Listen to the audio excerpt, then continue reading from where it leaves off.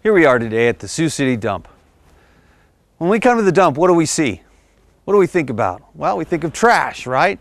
Other people's stuff that they don't want, our stuff we don't want. You know, old tires, old broken up furniture, appliances that are broken down. That's what we think of when we think of the dump.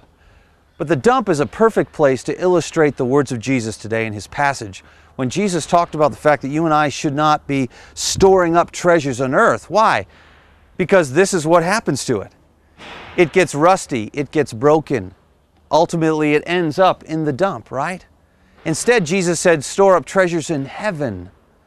And I think the point is made as we look at this stuff, is that the point Jesus was trying to make is that so much of our life is spent leveraging our resources and leveraging our life for this stuff.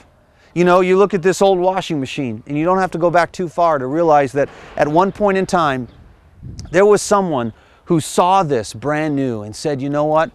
If I could just afford that, if I could just leverage enough money and enough of my working and enough of my life, if I could just get this washing machine, my life would be better.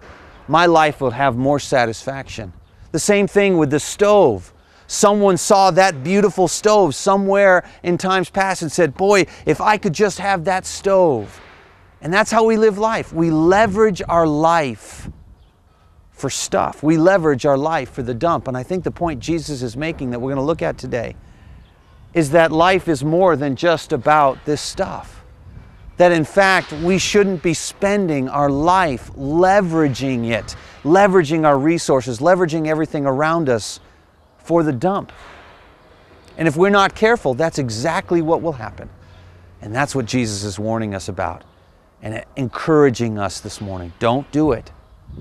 Don't let this be what life is about. Don't leverage your life for the dump.